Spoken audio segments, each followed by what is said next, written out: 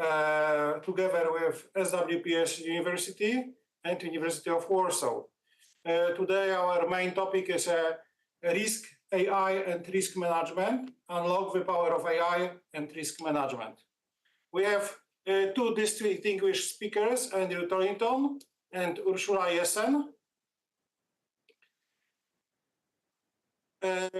Thanks very much the organizers, BPM Center of Economics Faculty, University of Warsaw, and HumanTech Meetings.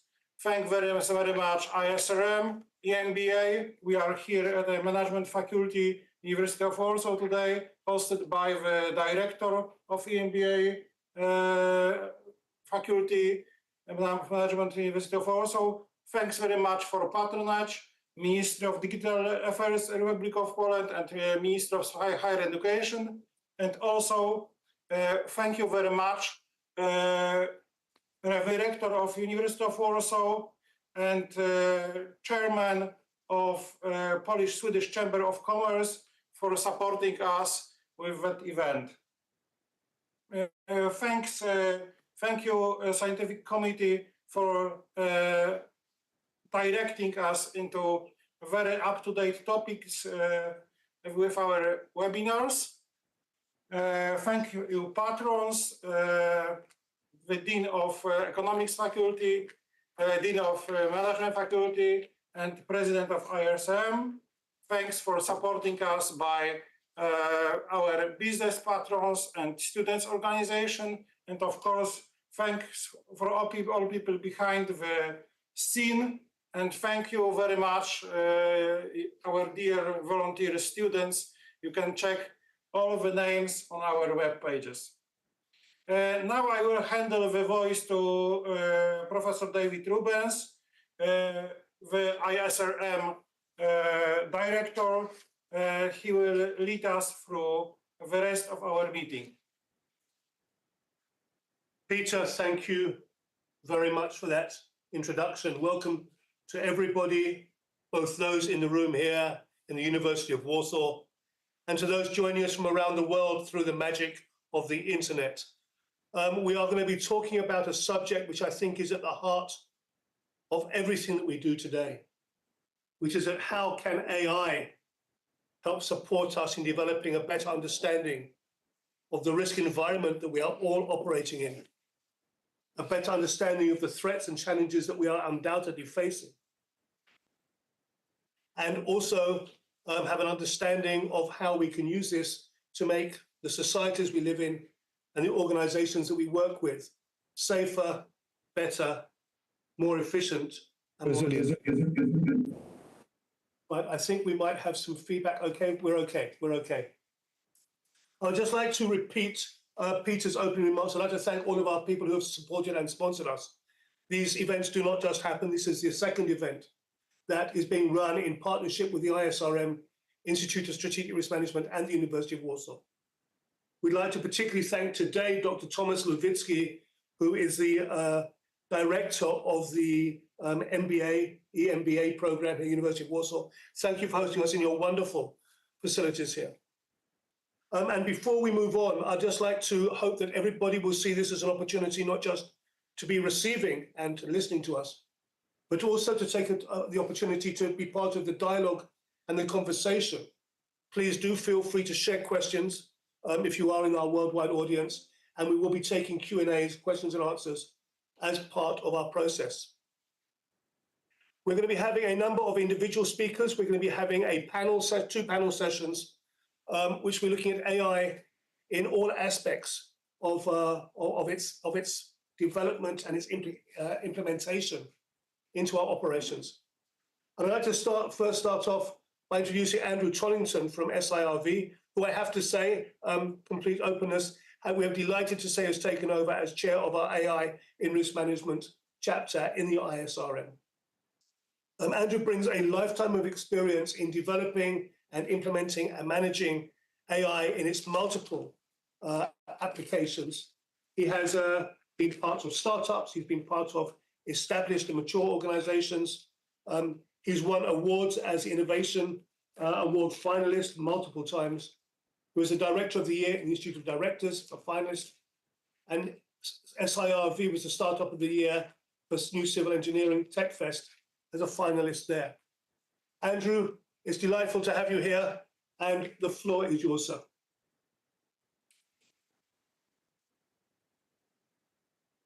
That was a big build-up, wasn't it? I was there. Andrew?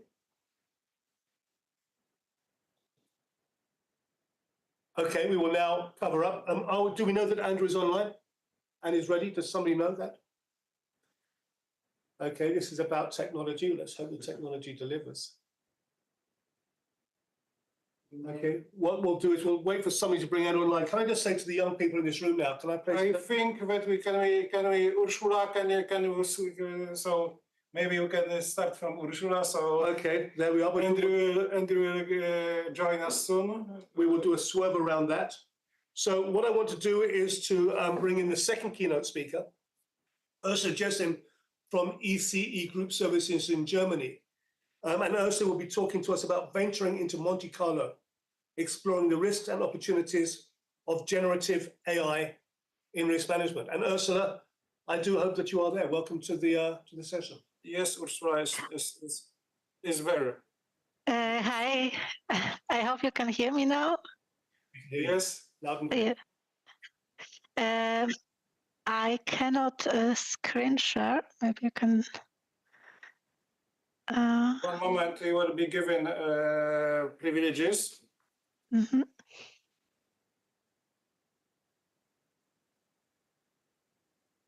Okay, now it should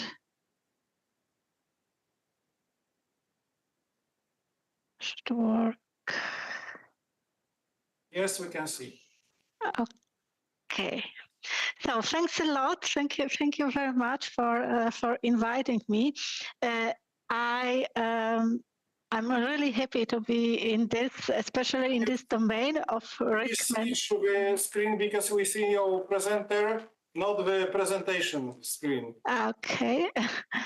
That's great that you tell me before I just took like the most. Now it should be the right one. Can you see? Yes, we can see. Okay, that's great.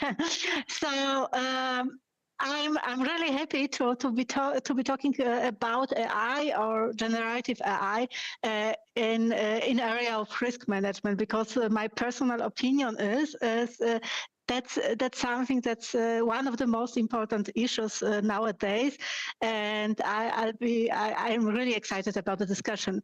But let us start with this first subject about which I wanted to talk. I wanted to talk a little bit about how is AI used today in risk management. Myself, I'm coming from the process mining domain. I work a lot in data science, and I supported a lot of projects, especially in operational risk management. We looked at the different parts of the processes that happen, and today already there is a lot of support of different machine learning models to find the real operational failures, to find live problems in operational processes.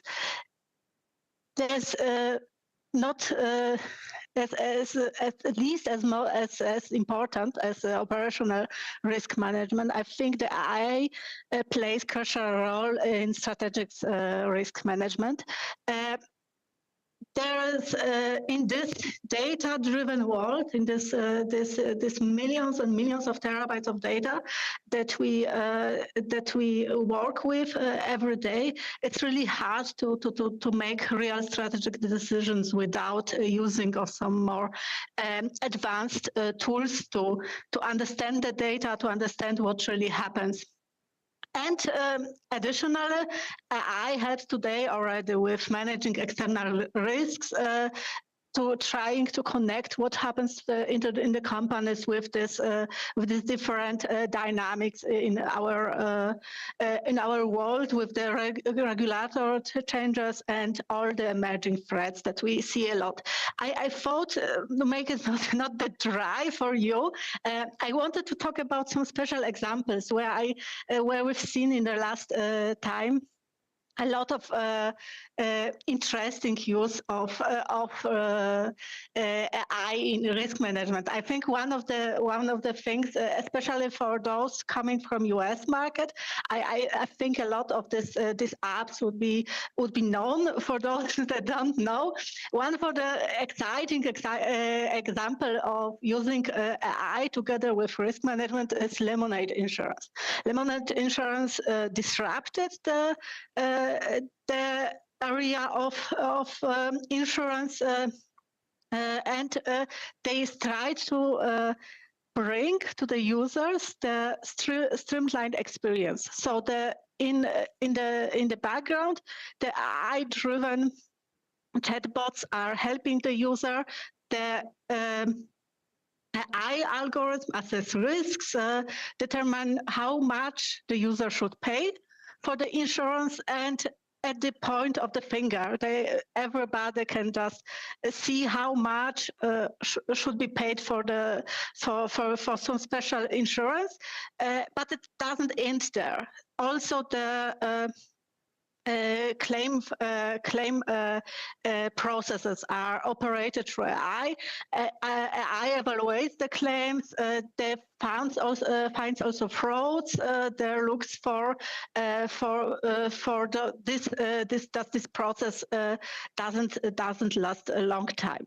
So that's one of the examples where we can see the technology goes together with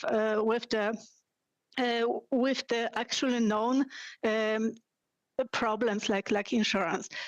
The other one from the real estate market is Zillow.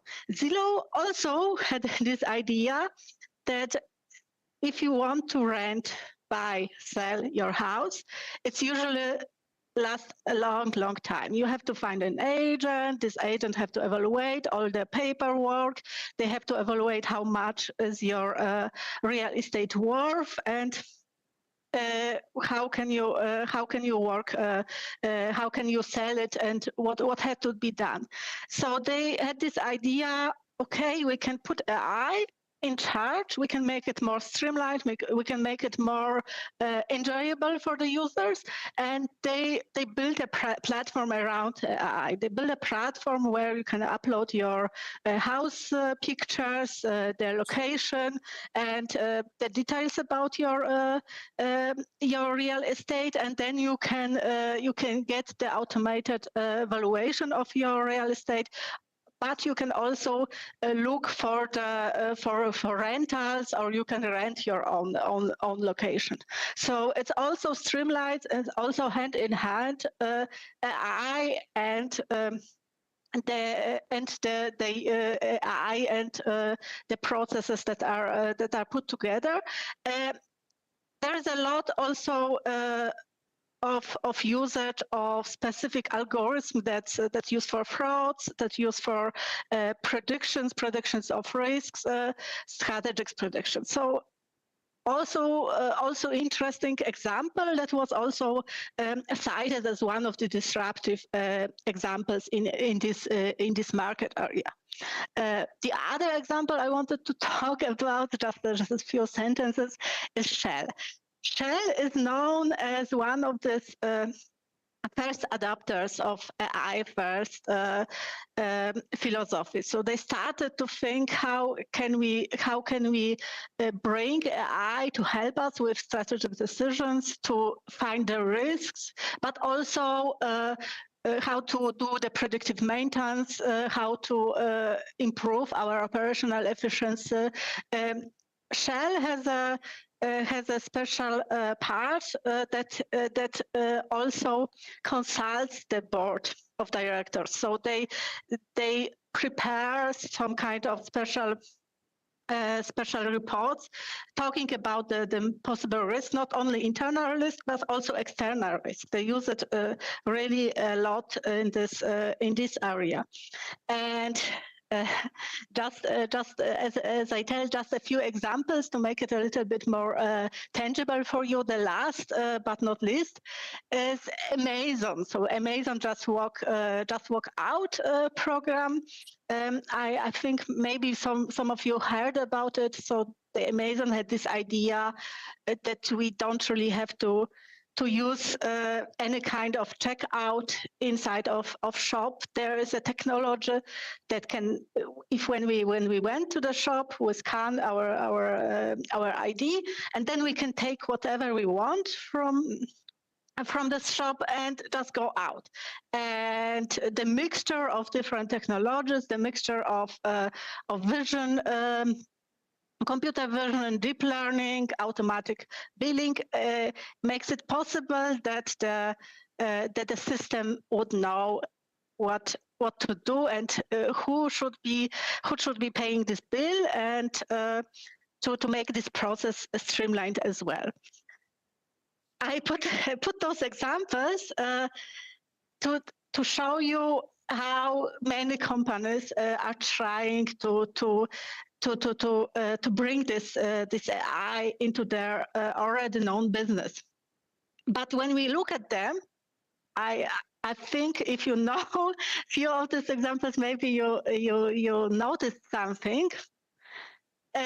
When you look at those examples, you can ask yourselves, what can go wrong? What can go wrong if you, New York Times, Forbes, financial magazines are writing, that's such a great idea, that's disrupting the market, that's the best player, and so on.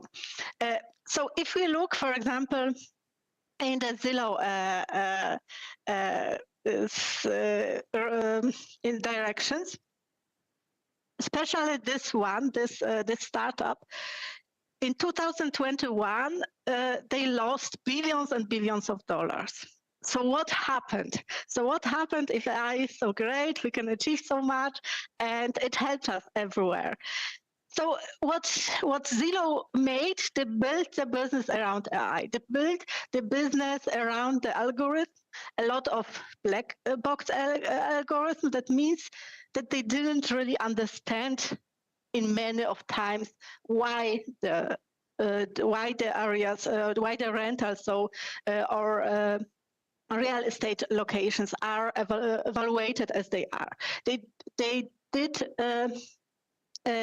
overpaid a lot of those estates, because on the one hand, I think everybody that works with data, with evaluation of risks, knows that we cannot really tell a future directly from the past.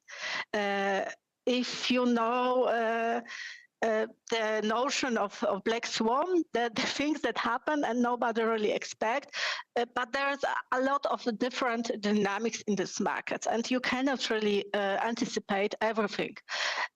So they, on one hand, they didn't they overvaluated, because their models were thinking the prices of real estate would be going up all the time, and on the other hand, they didn't have, for some cases, they didn't have enough data. So if there was no houses around this one house that wanted to be sold, they didn't have real enough data to make those AI algorithms work. So those are examples that we have to we see in a lot of those AI big projects, big startups, that think that you can buy, that you can build your organization around AI.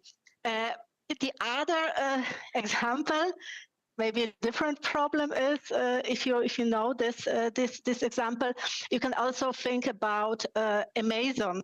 So what really happened? They didn't. The first experiments with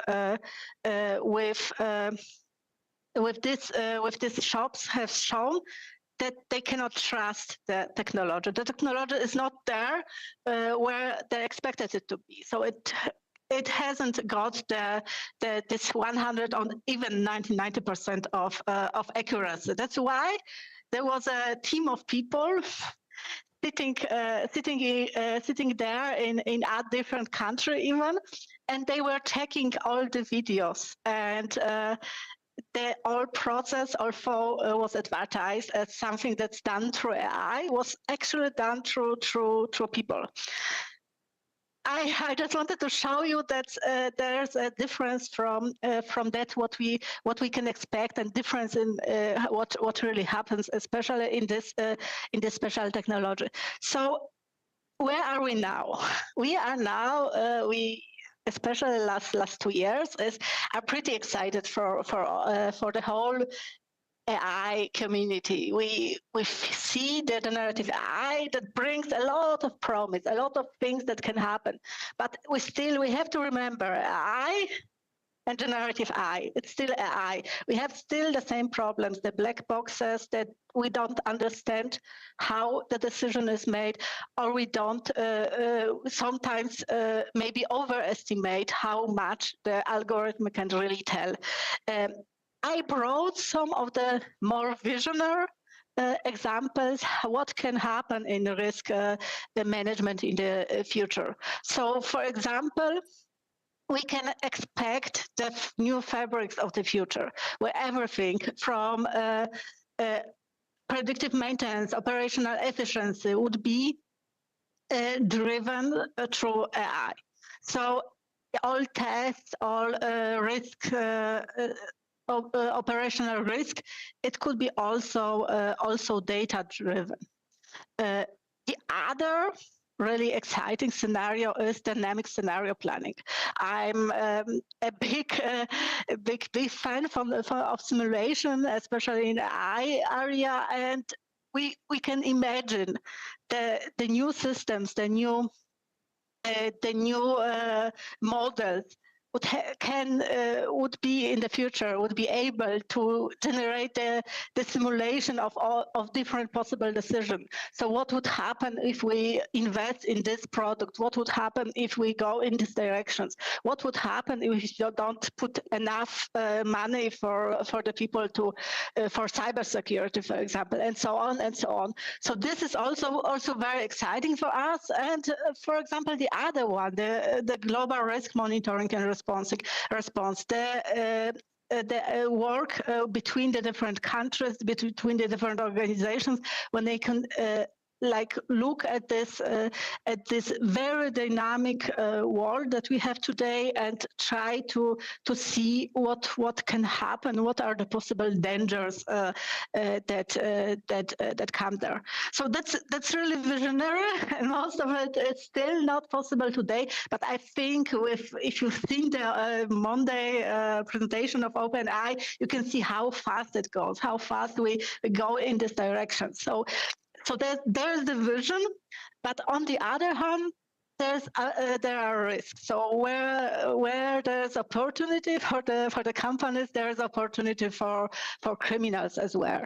So we can, for example, imagine the companies that are creating fake identities, financial histories, fake companies. It's been so easy through those generative technologies that we can imagine the other level of threats for the companies. The other possible example would be like disrupting supply chain. So counterfeiting invoices, purchase orders, diverting the goods or funds to the criminals.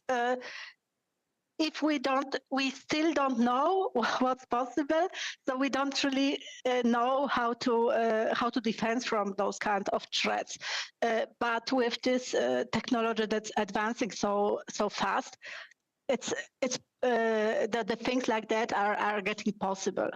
The other thing is, and especially after Monday, we can see in future possibly a lot of fake identities, fake ideas, fake videos, fake audio messages. How can we say the truth for the fake apart?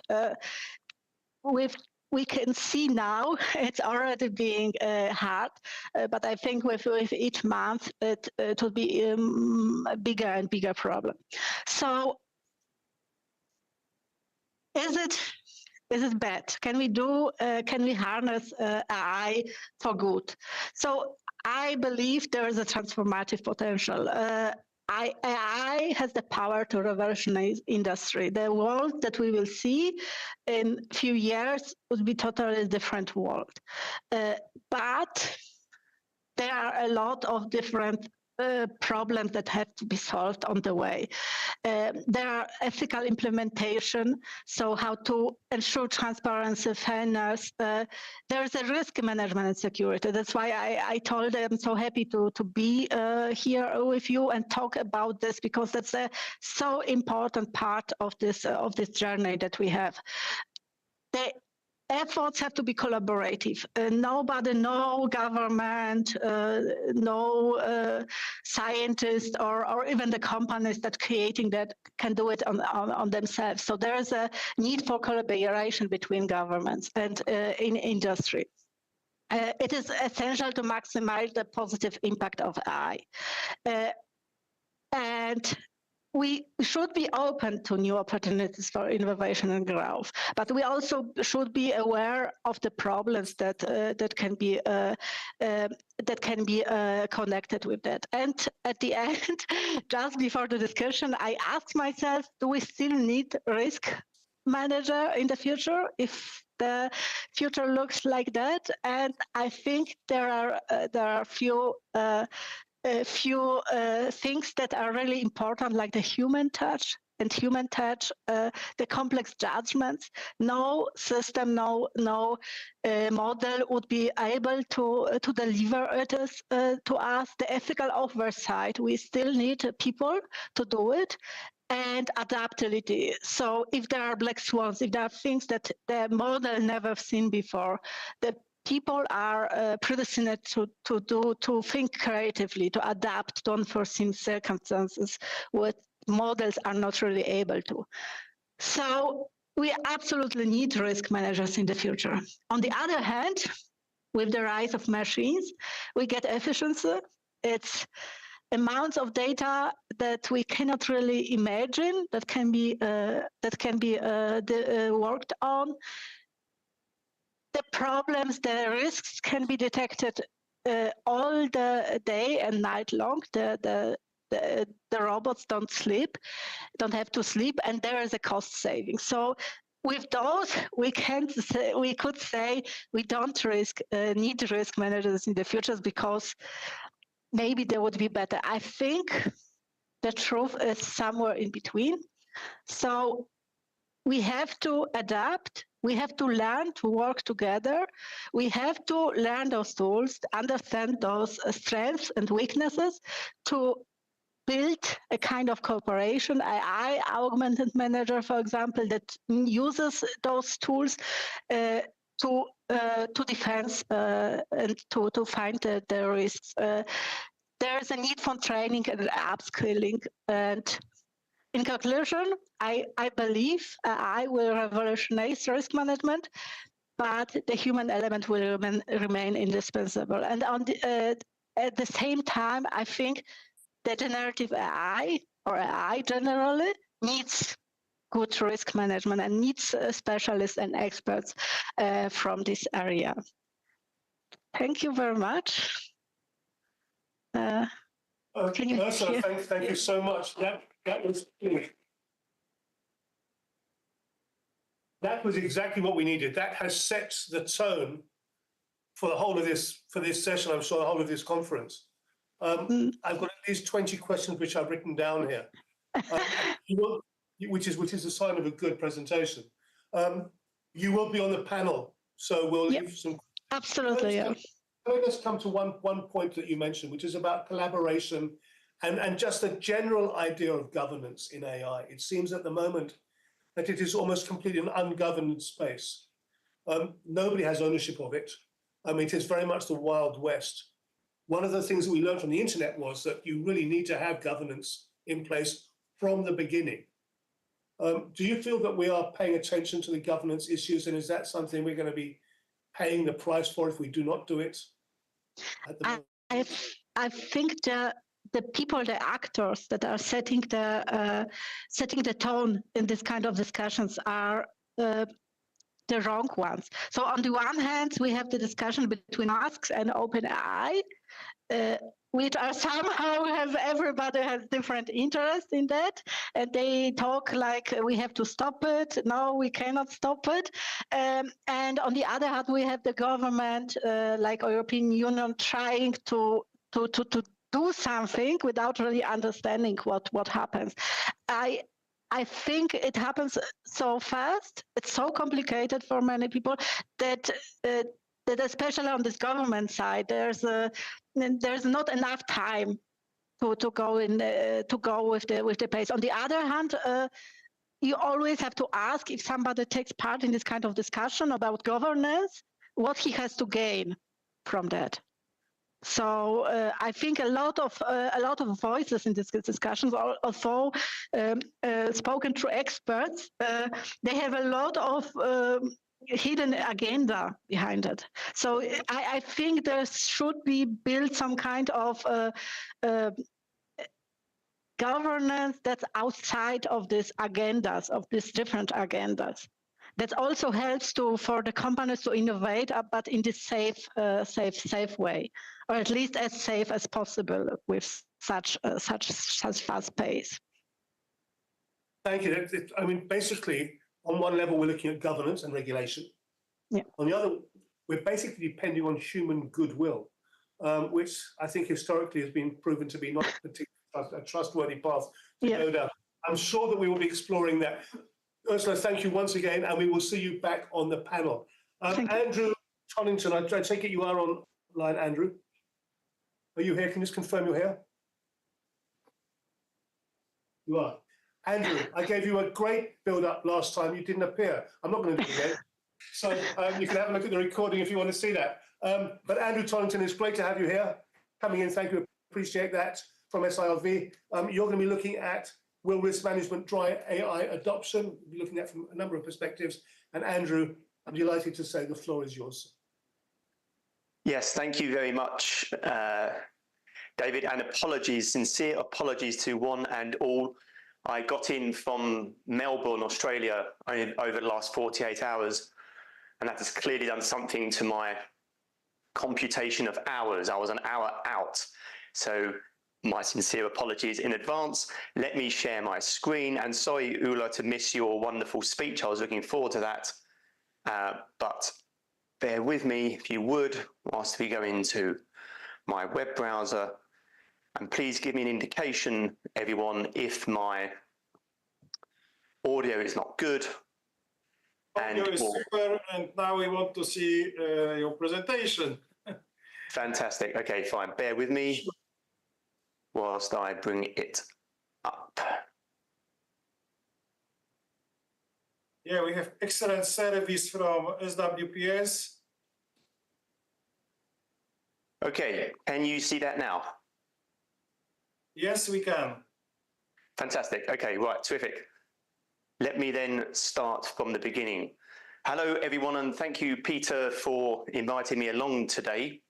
And thank you, Peter, for giving me the good grace of giving me the option to actually define what I'm going to talk about. It's not often one gets this opportunity. And shortly after I came up with this topic, which was real risk management drive AI adoption, I had something of an intellectual panic attack as I sent this topic over to Peter, because I realized that's actually quite a challenging topic to answer. And I hurriedly rushed over to my notes and my books, and I found some comfort in Gert Gigerenz's work, where he highlights in some of his books some of these quotes. "Radios have no future," Lord Kelvin, President, Royal Society of Arts. "Rail travel at high speed is not possible because passengers will be unable to breathe and would die of asphyxia," Dr. Lardner of UCL professor. So if great people of the past can't get the future right, then a not so great person like my good self am probably assured to also equally get the future wrong. So with these comforting thoughts and statements, let's very briefly look at my terms of reference. What am I meaning by artificial intelligence? I'm talking about narrow task-driven, not general intelligence. What do I mean by risk management? I mean the ability to identify, assess and control threats. And within risk, we have these 5 themes. So if, for example, I was in a financial center and I spoke about risk, everyone would think I was talking about financial risk. We have legal, reputation, finance, strategic and operational risk. The focus for me and my background is on operational risk, physical operational risk. The organization I'm with handles organizations' interruptions in business. And that could mean something from a power outage or water supply problem to a terrorist attack. So that is my background. I'm in operations. And with that being said, let's then turn to this question: will risk management drive AI adoption? And I am afraid I'm going to be fantastically orthodox and take a path well trodden here. And I am going to say that the best way to answer this question is to define first, what is it that people want? What are the things that motivate humans? Because in the future, there's going to be hopefully still lots of us humans around, and our motivations are going to drive where technology follows.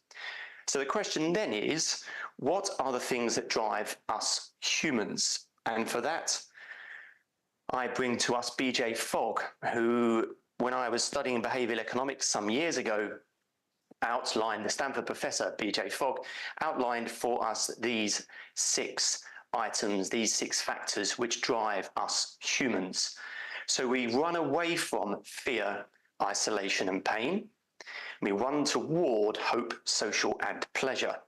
So these 6 motivating factors are realistically the universal factors that drive humans.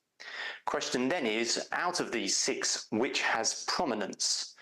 And if we're to follow the likes of Machiavelli, Thomas Hobbes and Daniel Kahneman, we would decide that fear is the greatest driver of humans. This is the greatest motivator of us. But it's also equally important to point out fear is not risk. Risk management is about using probabilities to try and work out the likelihood of events happening, whereas fear is a disposition of us humans. It is an emotion and it's a feeling, whereas risk is logic and it is rationality. So fear is not risk and it is not risk management. Having said that, when it comes to certain things in risk management, we are often driven by decision makers that are driven by fear. For example, the amount of investment that goes into counter-terrorist measures in developed cities like the one I'm in here in London is entirely disproportionate to the actual risk and likelihood of that happening. So even though risk management tries to be very logical, methodical and mathematical, the reality is fear is very often the driver behind decisions. So let's then assume that fear is going to be the biggest driver for us. What is AI likely to look like in the future? And for this, we have the help of Daniel Meisler, who wrote an essay recently called The Predictable Path of AI. And the image you see in the center here is one of his images that he generated. And it shows a young person stood in the middle of a high street. And this person in the next 3 to 5 years could be hyper connected. That doesn't mean that they just have a mobile phone in their pockets. It means that they're going to have digital assistants on their bodies. These digital assistants will communicate and correspond with all of the other devices and packages in the immediate environment. It will then tell the individual things such as there's been a lot of crime in this area, or perhaps the local mall incident data, make all of that available. Equally, it will correspond and communicate with all the CCTV cameras. It will know the personal disposition, risk disposition and appetite of this individual. And it will say to the individual, hey, Joe, let's pretend the person's name is Joe. Joe, I don't like the look of this street right now. I've got an alternative route for you. It will only take 2 more minutes. Just bang a right here, and that's a far safer route to take. So this is one vision of how AI is going to be driven by fear and going to be therefore universally adopted. Daniel's prediction is based on two factors which need to be established for this to be a reality. Number one, data needs to be available. The business case for data availability is going to be so compelling that we will waive our rights to data privacy. And secondly, the availability of the information around us will be made through APIs, which artificial intelligence will be able to generate. In other words, AI will get so good at writing APIs, it will be able to correspond and communicate with everything else in our environment in real time. And if we think about it, some of the future which is being predicted here is already here. So these are three items which could be described as digital assistants. They're available now on pre-order or for purchase. The limitless pendant, the Rabbit R1 and the Humane pin. The Rabbit R1 in the center there uses a large action model to be able to perform complex tasks on our behalf. And this is moving us away from a mobile phone. These devices would, in general, record everything that's going on. In other words, they record our voice and they record lots and lots of images and video. So we've already got digital assistants already been made available. And just as an aside, I call this the mediation of man. This is not exclusively for men. This is going to be the mediation of everybody. But mediation of women or mediation of humankind doesn't quite sound the same. Hence the title, Mediation of Man. And if we look then at another sector where we see risk, that is in cars and travel, of course, there's a huge number of people injured and killed each year by road traffic accidents. And the safety lobby for autonomous cars, that voice is very loud and very strong. And I suspect that the greatest reason for the adoption of autonomous cars and for them being legislated for will be how safe they will make our streets and our roads. And the likes of Matt Crawford that we see there in the top left-hand corner, the American philosopher, he has a counter-argument to autonomous cars. He suggests that autonomous cars will do away with part of what makes us human. Part of what makes us human is our wish to acquire skills.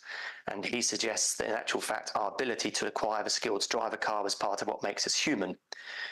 I personally have no doubt that the safety lobby's voice will be louder and will quash the voices of people like Matt Crawford. So, with all this being said then, what do I think about the likelihood of this path of AI, fear and risk management? I have two fundamental reflections. The first of which is this: I don't believe that we as humans actually want this level of control. The thought that a digital assistant mediates pretty much everything in our environment for us extinguishes and eliminates altogether uncertainty. And uncertainty actually is something that we want in our lives. We invite into our lives a high level of jeopardy. Every time we drive a car, we have that jeopardy. Every time we choose to drive too fast, every time that we play in a sport and could image or damage our bodies, it gives us a thrill that makes us feel human. So I'm not convinced that fear is going to be such a powerful primary driver. Secondly, of course, there are things which, like biases in this world. So we have a chap here in the future underneath a streetlight. Things like the streetlight effect and the collapse of knowledge, the idea that we only search for things that are easy to find, means that we obviously have a very narrow thought pattern. These things are obviously inherently problematic with having so much AI mediating our life. But I'm also concerned around what the business model would be for things like digital assistants. My concern would be if they follow the social media package business model, that would mean that our digital assistants would be sponsored to guide us to go into local cafes, etc., etc. So that would be my concern around this as a pathway. And let's then look now at so I just had a look at the notes. Right, let's have a look at today. We just looked there at the future. Let's look at today and in some ways the past, because we represent an organization that's working with lots of brands around the world in risk management, putting in place AI. So we're based in London. We're a niche team of data scientists, computer and research scientists. And we have seen since obviously ChatGPT a huge amount of excitement around AI. We would never mention before the use of AI in our products. However, since ChatGPT came along, it's become pretty much mandatory. There's been a huge outflow of money from other budgets, and budgets that have AI involved in them tend to get sponsored a lot more quickly, which is just an interesting observation in the real world. When we approach organizations, we use these 3 words to help them appreciate and understand what AI can do for them. And the further up the scale we go from 1 to 3, the more difficult the things are to achieve. So for example, these 3 promises of AI, the ability to describe, we are able to identify threats and risks in the vicinity of an organization's assets, tell them what's happening, where it's happening, and at what time. Then we try and predict the likelihood of it happening again or how long it might last for. And then we have the touchstone, which is prescribe. This is answering the so what. So this is happening. There is a threat in the vicinity. We predict it will happen for the next X period. Therefore, you should do X or you should do Y. However, there are challenges when we try and apply AI in the real world. So this is a real use case from an innovation we worked on recently. We are working on a workforce deployment project, a large space of urban land, and the client in case had a lot of people being deployed. The question was, could we make better decisions through AI than the humans about where people should be sent to? And whenever we go into an organization, the likelihood is the primary data set we will get is incident data. That can be anything from antisocial behavior through to very violent behavior and possibly murder and death. These kind of primary data packages are terrific, but they have inherently within them survivor bias.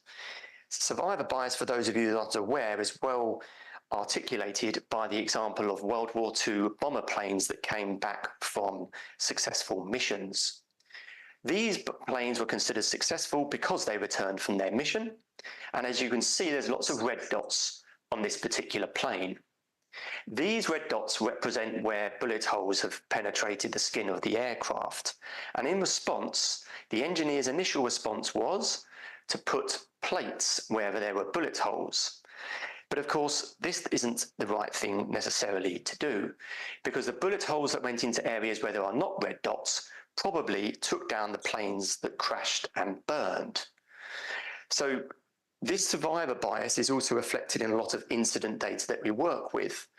You have a large space of land and you put people in certain places, they report certain incidents, and therefore you put more resource in that space. That is not to say incidents are not happening elsewhere.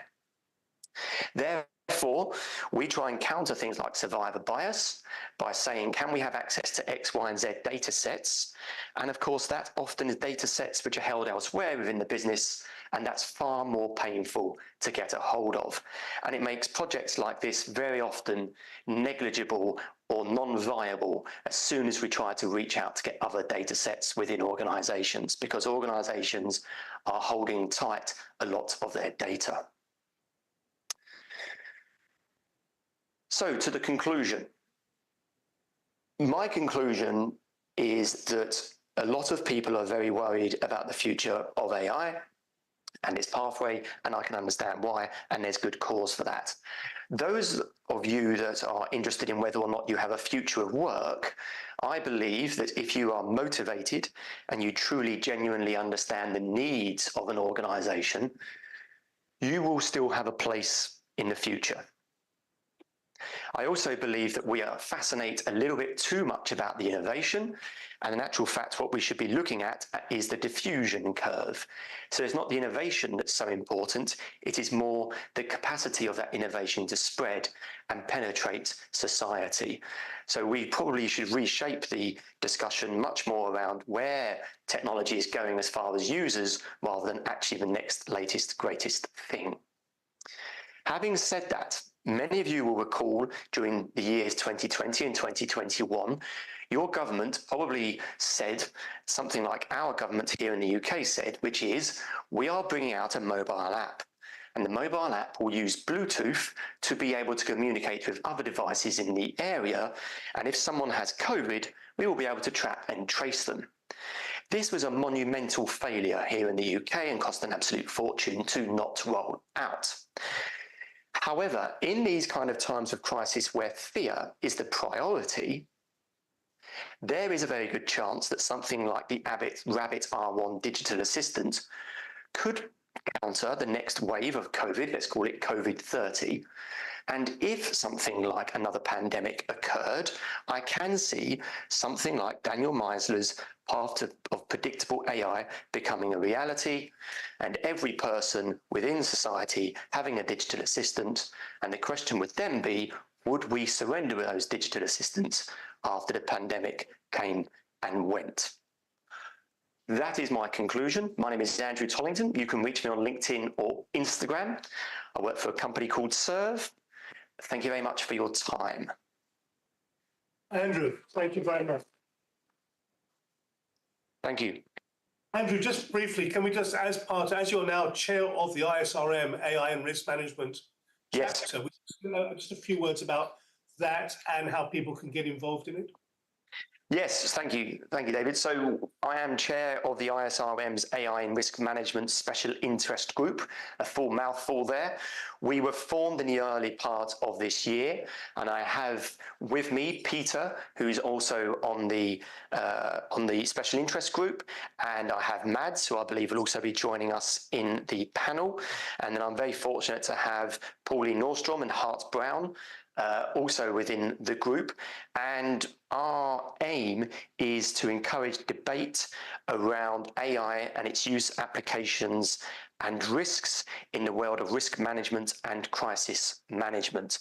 If you wish to get involved, we have a LinkedIn group, which is pretty well newly formed. We have about 50 members, and we could have many more. And obviously with all LinkedIn groups, it's terrifically difficult to get a conversation going. So you will see posts by me on there, but we'd like a lot more. And if you would like to get involved or interested in the group itself, do that through that special interest group. Get in touch with me or any of us that I've mentioned, the ISRM, and we can have a conversation. Thank you, Andrew. As you mentioned, Peter Senkus is also on the board, as is Mads. Mads will unfortunately not be joining us today, for he has had some disruption in his own life. But thank you for that, Andrew, and I look forward to exploring some of those issues as we move through the afternoon. It is now 1:20 here in Warsaw. I'm not sure where it is, wherever you are in the world listening to this, thank you again for being here. I hope you're enjoying the conversation. And please do feel free to share questions. We will be sharing those out as we move through the session. But now I'm delighted to say we are going to move to a panel part of the program. Andrew, we're going to keep you on. Ursula, we're going to keep you on as well. And I'd like to bring in John Kilmer, who is founder and chief strategy officer of Valleycor in the US, which levers AI and emotional intelligence technology for risk management. John, if you'd like to come in and just confirm that you are with us.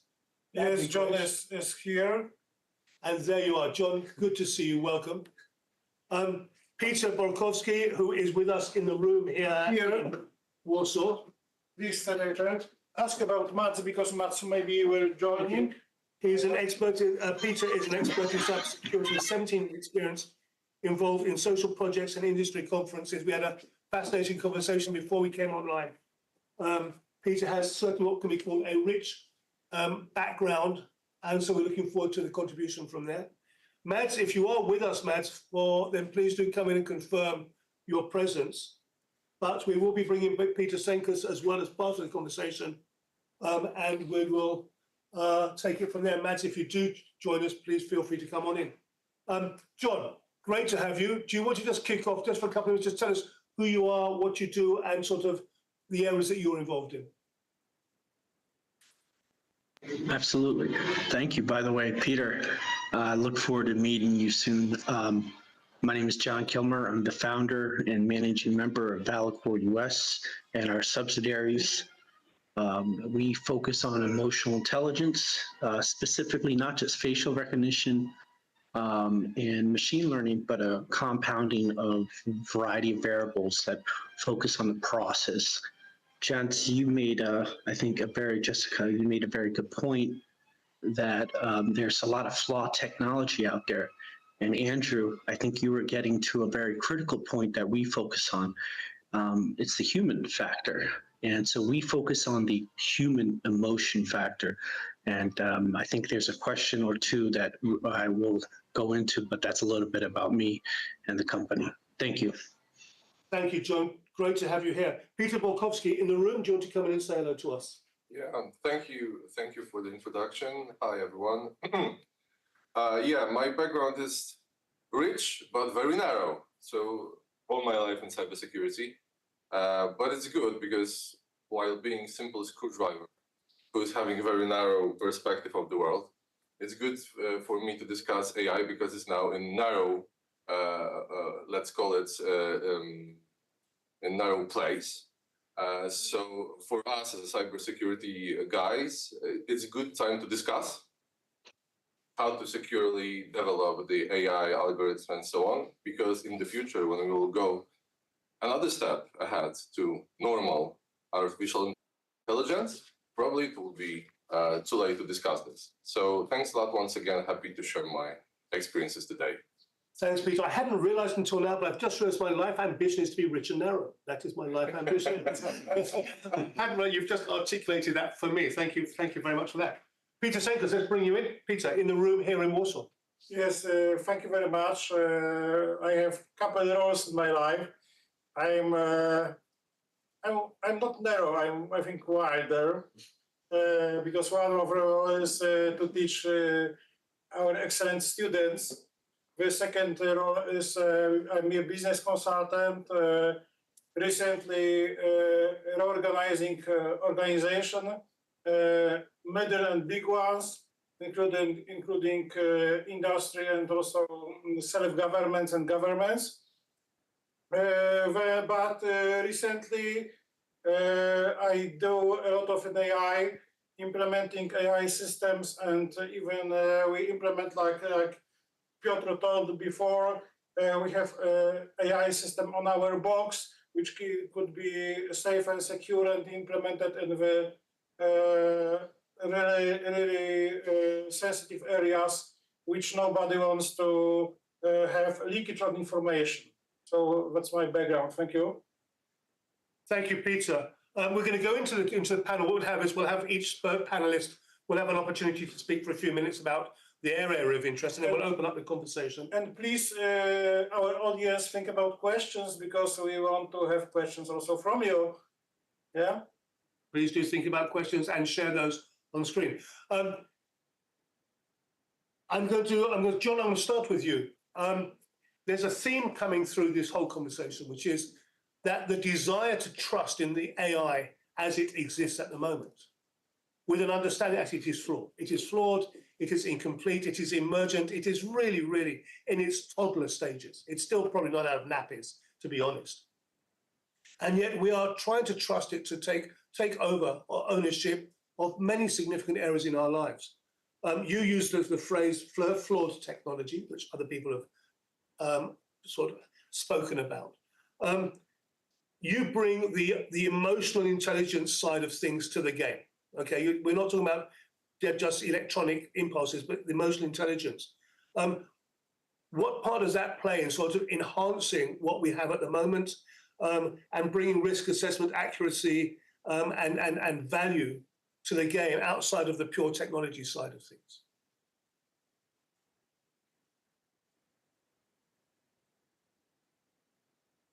John, we're not picking you up on the mic. So much for technology. No, you are muted, John. So if you can see my screen, you go into what you're talking about. It's humans. We are critical of ourselves, and where does our fear come from? Well, you look at my chart. I'm a pretty fearful guy, and you can go into my analysis and you can see some things about me that I'm not a happy guy.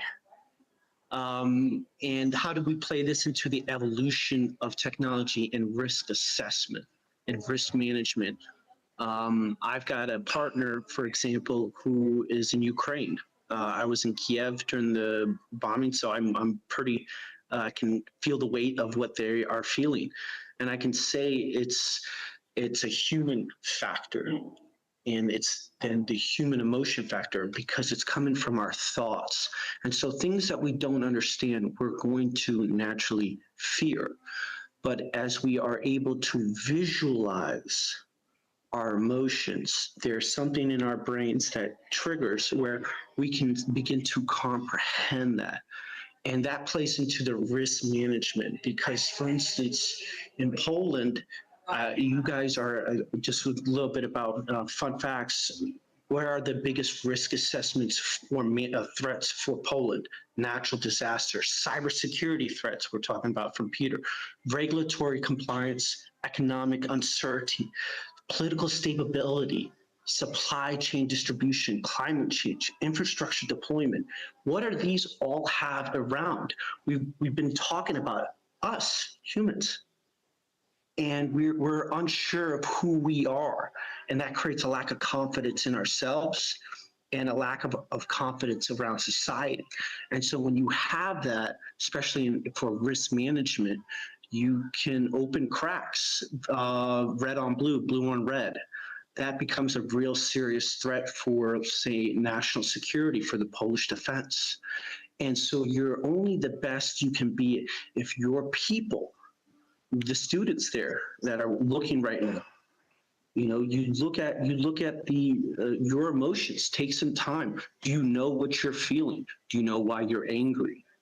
Do you know why you decided to punch that person or not yell? And this plays deeply into the business component, because you look at what's at stake. The individuals make the companies, they make the technology. We're our own worst enemy. So the sooner we start understanding our emotions, the sooner where things like technology become less fearful and we begin to control it. The risk management becomes more applicable. Risk mitigation becomes better and stronger. And so the companies, the Polish state, the people are stronger mentally. They are more resilient and more calm. And so loss of time, money, opportunities, this all goes into what Andrew and Jess were talking about.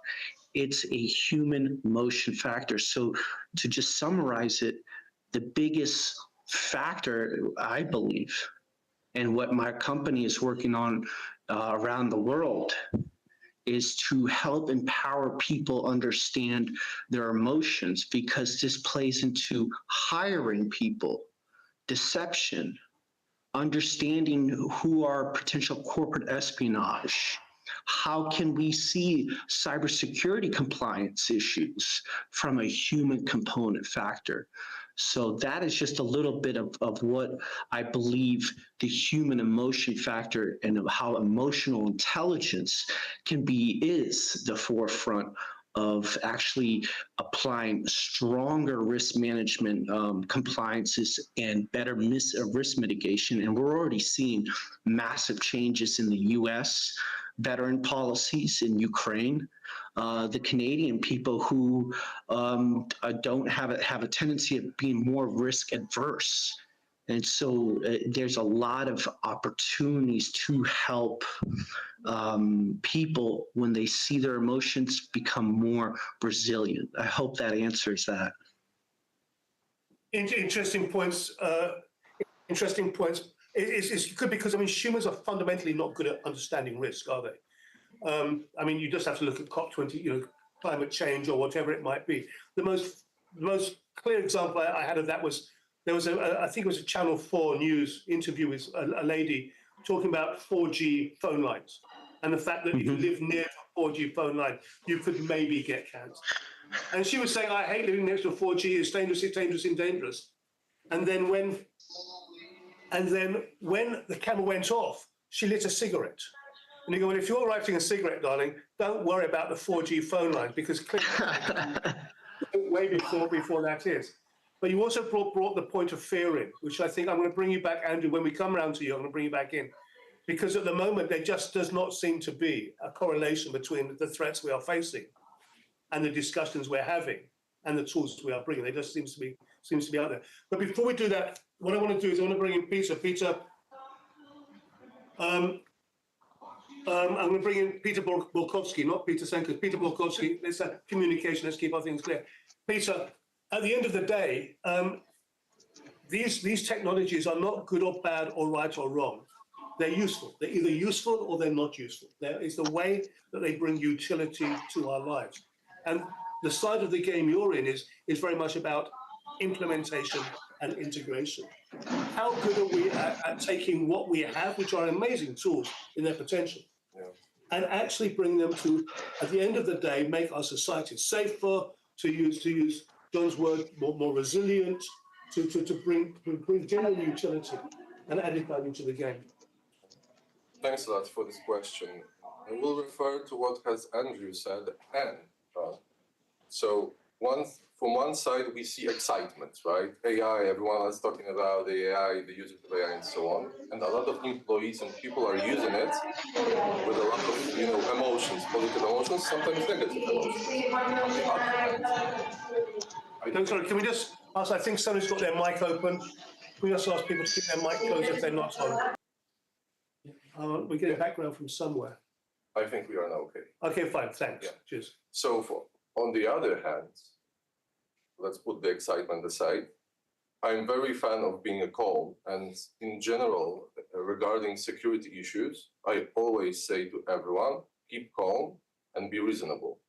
So taking into consideration those two factors, if we are a company or institution, organization, whatever, and we want to use in different ways the artificial intelligence, we need to do it in the reasonable, wise, and transparent way, because nowadays we've got a problem that a lot of employees are using ChatGPT and putting data of companies online, and they are hiding it, right? Because they don't want their boss, line manager, whatever, to know that they are using it. If we are a company and we want to use it, let's be transparent and let's say, okay, guys, we will invest, we will do our instance for our purposes, you'll be able to use it in a proper way. Using data of companies, institutions in online tooling is a security problem, one of many different security problems. So this is one thing. Regarding integration and adoption, I'm really a big fan of artificial intelligence in general. I remember over 15 years ago, my colleague on PhD studies, he wrote a machine learning algorithm who was supposed to learn about one particular thing and predict future actions. And 15 years ago, I asked him, please give me an instance. I want to play with it. And 15 years ago, I already infected it, and it was providing with misleading information. And I feel that nowadays we are 15 years later, and the situation is the same. So we've got developers who are writing usually in Python, different algorithms, but they don't care about the security. And for me, artificial intelligence algorithms and development of this technology, it's important to understand that security by design here is one of the most important factors. We need to take care about the security during the development of different algorithms, because even if nowadays we've got this narrow artificial intelligence, still after some time when database is bigger and bigger, developers who are creating those algorithms don't understand what happens after some time. So this is the place when we need to understand that this could be potentially a problem in the future. Also a problem with the effectiveness of usage of artificial intelligence. From my perspective, we have tested many different instances of AI implementations. And now it's very popular to discuss about infecting large language models, right? To manipulate them, to provide you with false information, hallucinations, it's called hallucinations. But from our perspective, AI is next technology. From security perspective, I don't care, AI, not AI, whatever. This is next technology that we need to cover with security controls. And to be quite honest, 90% of security controls are totally the same as with other technologies that we are using. We've got those 10% that we need to take care. So to give you an example, if we are a big company and we've got cyber security policy document, I would recommend not to write AI security policy as a different document, but add a chapter, because this is a part of a bigger environment. And we need to understand it. And putting this, so security by design is one thing, transparency is the second thing. Security of infrastructure used for hosting artificial intelligence algorithms, different implementations, is also a very important factor, because we were discussing in the meantime, one of my experiences when my red team, because one of the things that I'm doing in my life is red teaming, so offensive security testing, breaching different security controls. We have taken over the whole environment where the big AI implementation was hosted on.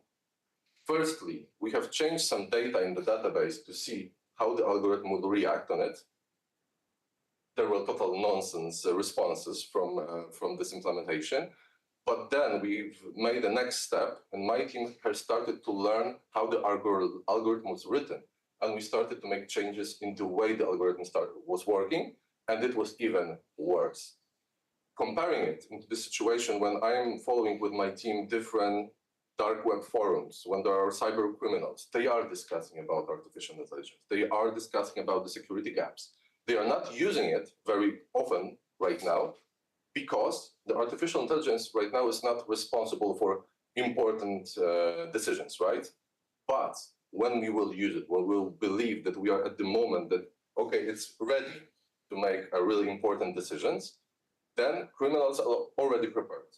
And we are not thinking in the proper way about security of AI right now, so they will won this, at least at the beginning, this war. So we need to understand security is a very important part of process of building of different algorithms, new large language models and so on, because we are now at the moment that we can do something with it. In the future, it could be potentially difficult. And last but not least, from my end, because I was talking about implementations, please also do remember that in many security tools, producers are using some parts of AI analysis. For example, EDRs, XDRs, the endpoint devices security tools, they are using AI for learning purposes, right? So if there is a malicious code, maybe it's not well known in the wild, but it's strangely behaving, then the AI is analyzing the strange behavior and blocking it. However, from our experience, if you have a little bit of normal intelligence, you will manipulate the artificial one in this context, because you can repeatedly do some action. The artificial intelligence will learn it's normal, and after 201 action will be malicious, but it will feel that it's normal. So we need to also remember that at this stage, we cannot have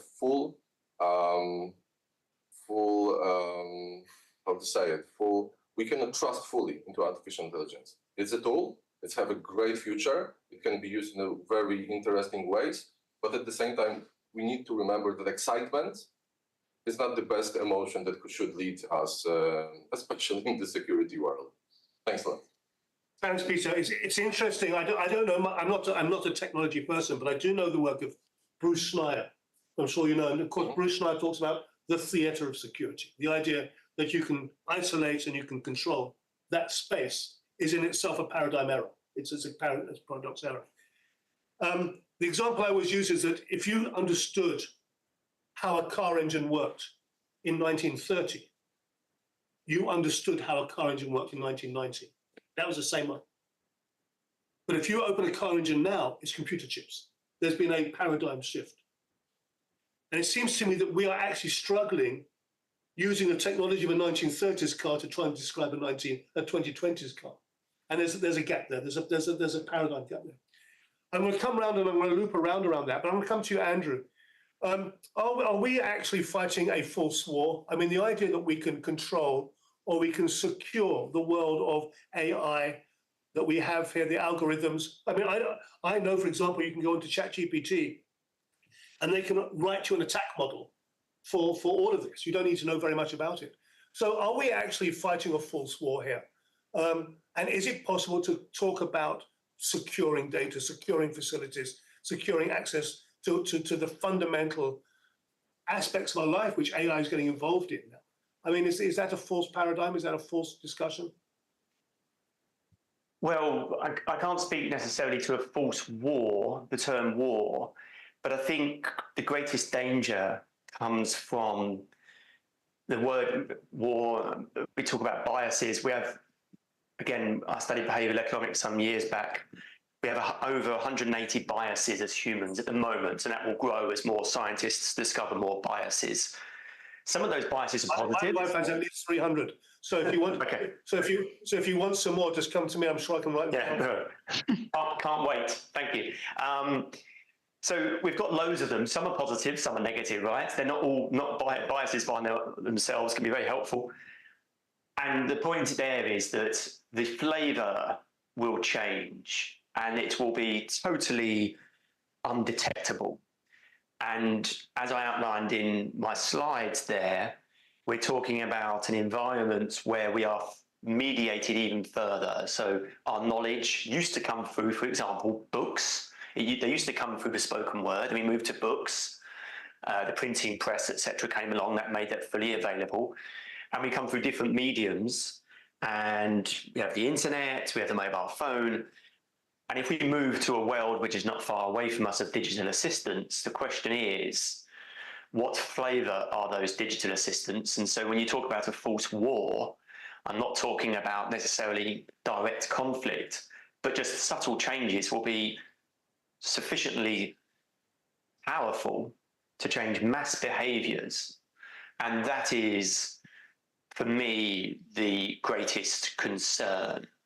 Which doesn't sound as sexy as the word war, but it's much more likely to be the thing which is going to impact us. I'm not sure, Ulo, whether or not you're far more experienced in this space than I am, but whether or not you share that concern. Please come on in, because I mean we've seen that already in sort of the impact on votes on elections around the world. I'm sure we've maybe seen that in this year of years of elections. Any thoughts on that?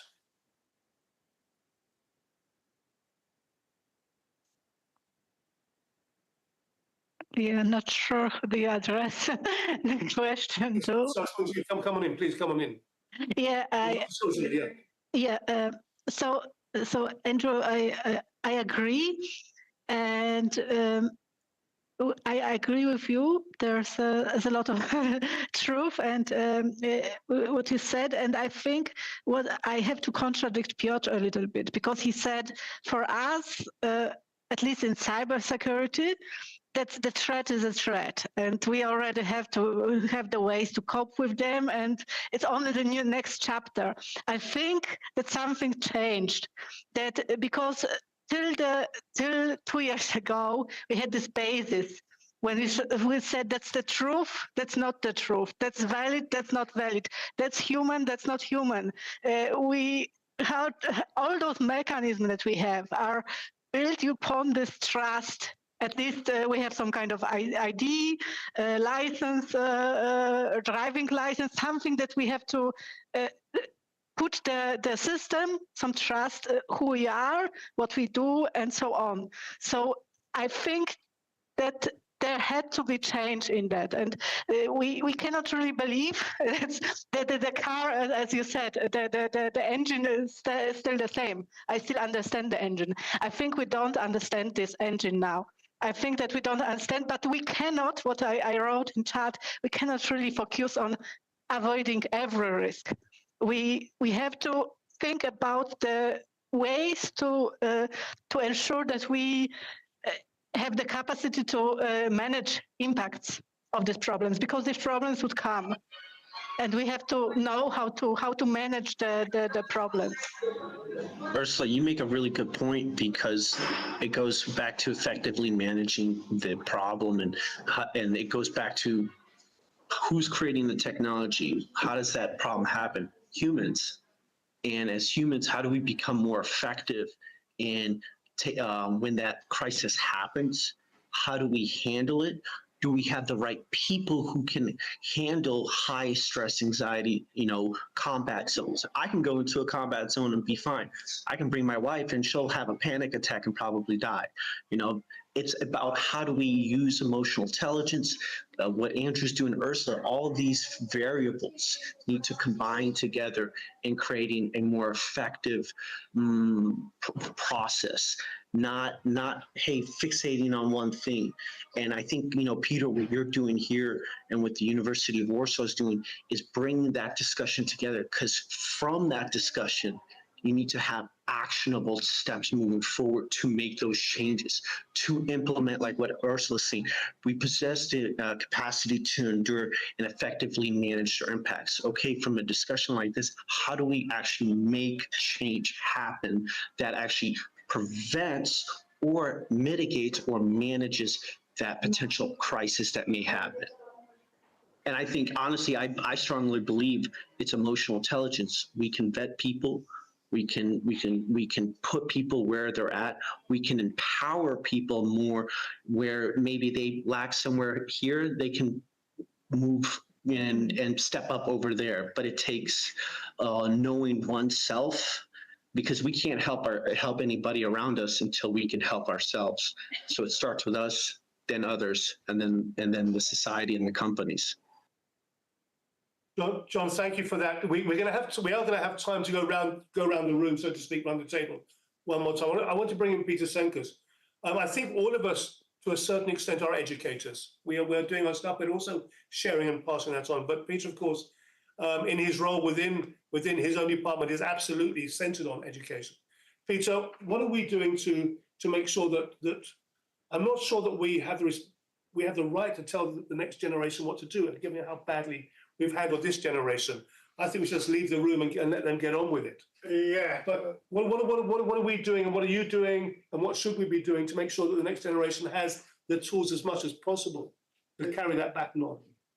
David, I would quote you. You remember our first conference on AI last year? It was November. You told that we are trying to describe AI phenomena with the 17th century words. And basically, that is how the school works. And I will also quote Sir Ken Robinson, that we are preparing future generation for the problems don't exist, and to solve, to build a skill that don't exist. So my students know that I'm much into new technology and trying to teach them up to date what is coming really in the business. Yeah, and yeah, I think it's like a surfer surfing on the top of a wave. That is the best. Actually, it is the best place, because from the top of the wave you see the rest of the ocean. Yeah, you will not to be on the top of a wave and not get under it, I think should be a good skill set for a future generation. No matter what they want to specialize in, they should choose such skill set which they will be on the top of the waves, because they can. What happened when you are getting, for example, to the ship or to the wall? You can jump to another wave. But if you are not doing that, you get killed, crashed to the wall, to the ship. Yeah. So no matter you are doing, be good at it and be always on the top of the wave. Anybody who knows about riding on top of the wave knows you've got to crash 1,000 times before you gather that skill. You don't get it right the first time. No, you don't crash. You get a lesson, but the way you did doesn't work, and you can choose another one. So let's talk about that then, moving forward and making sure we're ready. Let's move into the second half of the conversation. We've been around. Mats, do we have Mats maybe? Do we have Mats on here? Mats Perregard, are you online, Mats? I'm absolutely online. Hello, everybody. Hey, Mats, good to hear you. Right. Can you upscale, dear service from SWPS, can you upscale that Mats can see us? Do you have camera, Mats? Or not now? Yeah, I can see you guys, but I think my video is blocked, and that's fortunate for you, right? So you can't see me, but you can hear me. Can you please upscale Mats so we can have him? We should be able to give you access.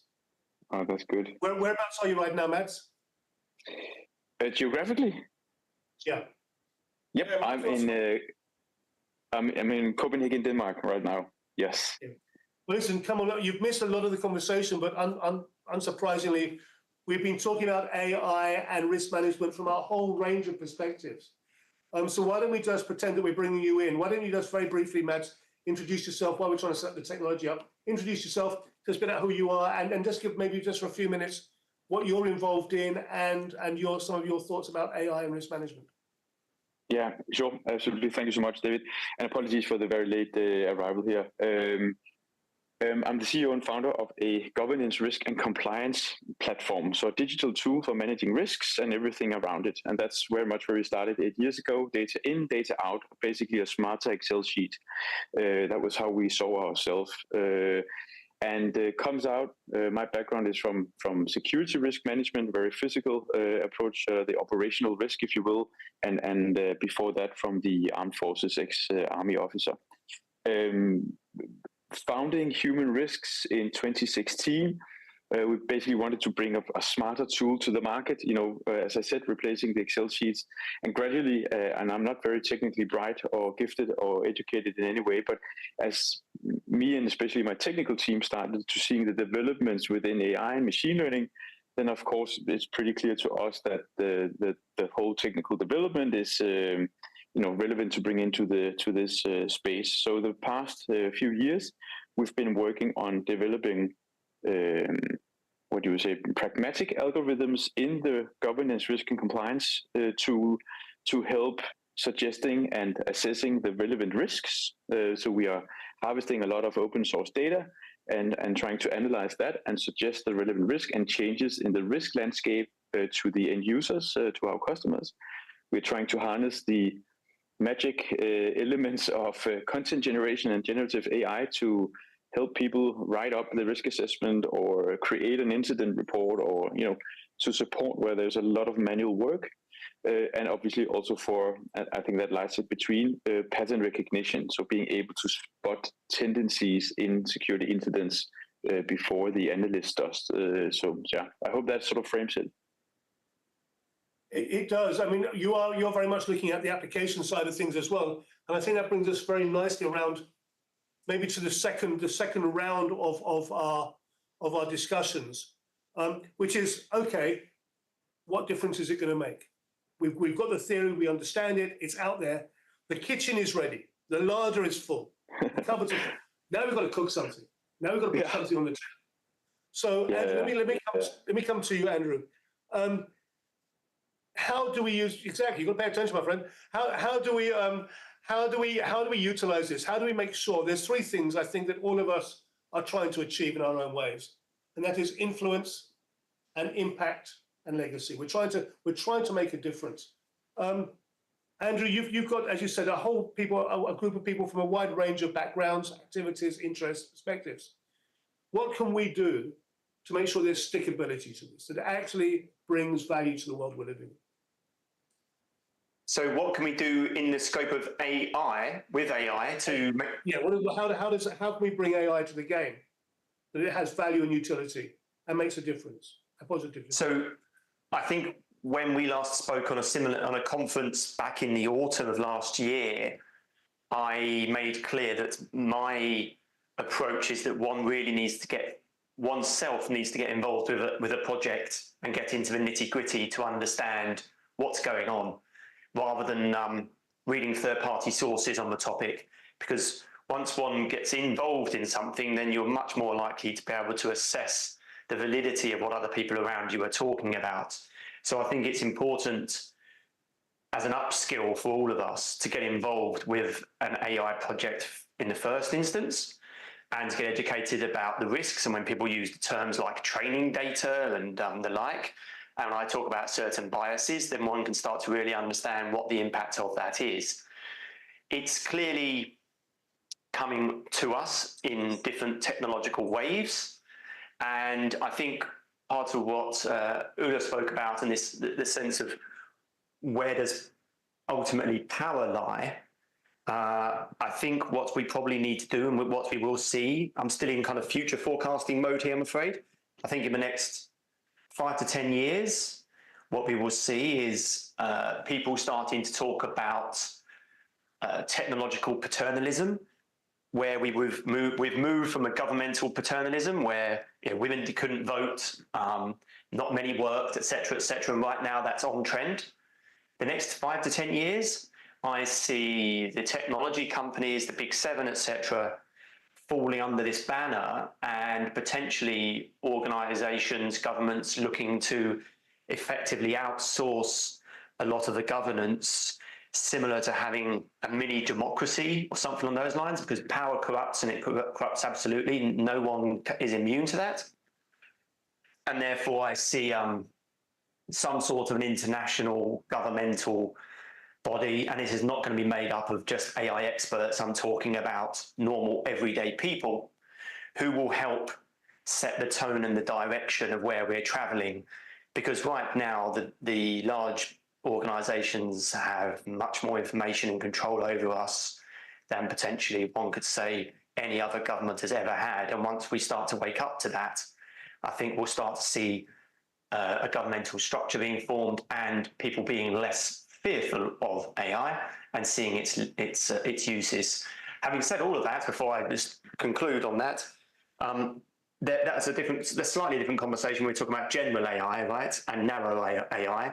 There are obviously always the security concerns that one has around any piece of IT, and the cyber security concerns, and that is something which will continue on forever. But when it comes to general AI and the fear around AI being used in that space, I think ultimately the power needs to go back to the people, and some sort of a democratic body needs to be formed. That was particularly general. Power to the people. Now that is a phrase. That's a phrase. I was going to say you need to be fist up as you do. In some places that could get you arrested. Can you believe it? But thank you for that, Andrew. I mean, it's interesting. I was just looking up. People have predicted that the cycle of AI will be where we are at the moment, which is emergent.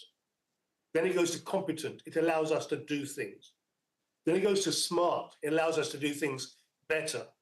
And then it goes to virtuosity, which allows us to take us into places probably we're not even aware of, and then goes to superhuman.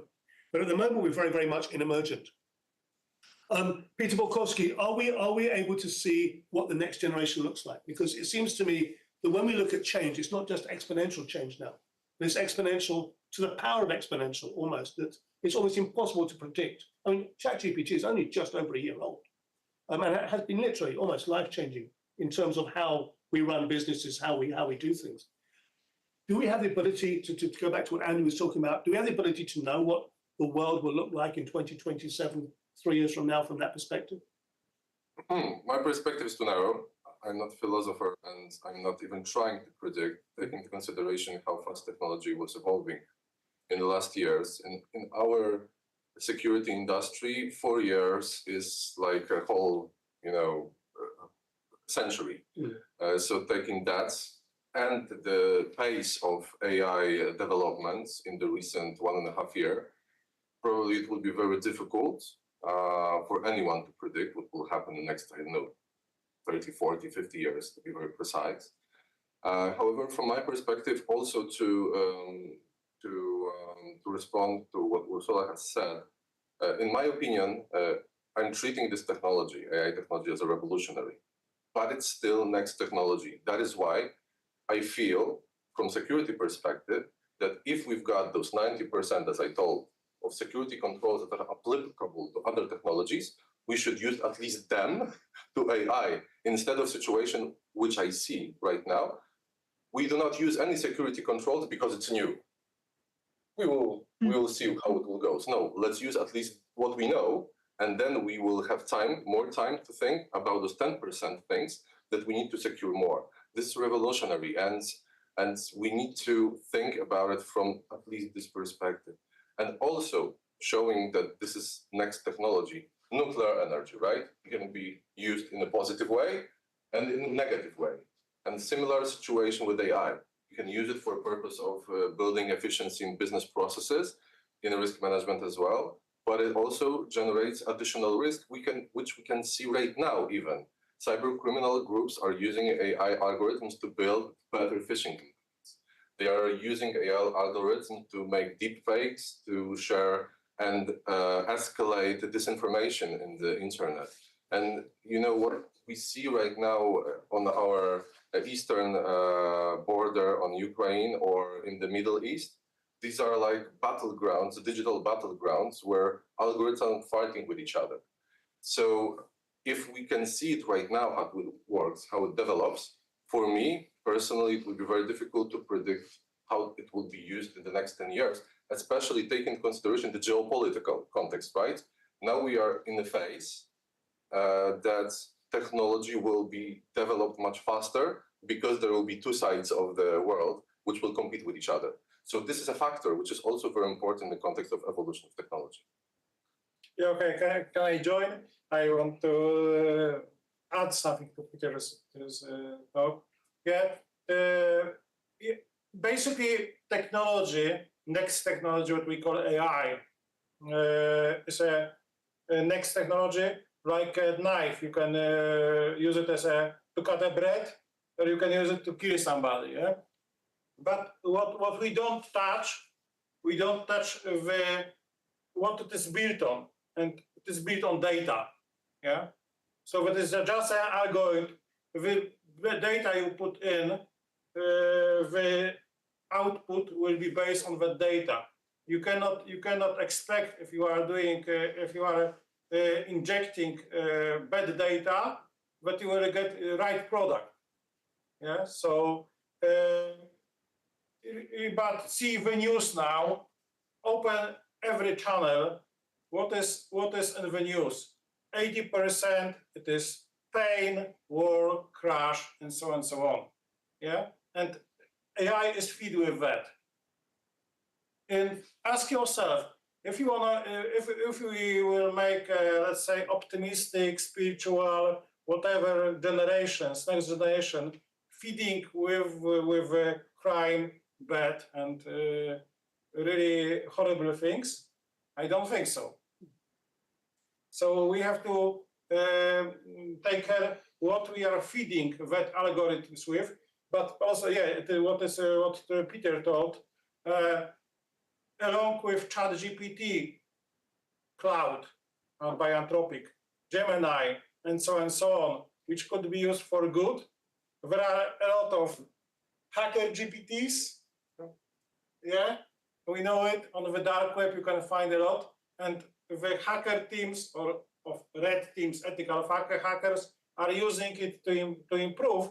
But some bad guys are using also to hack. Yeah, but you have to understand that you don't hack systems, you hack people, like Kevin Mitnick told. Yeah, so it is hard to tell what the future generation will be.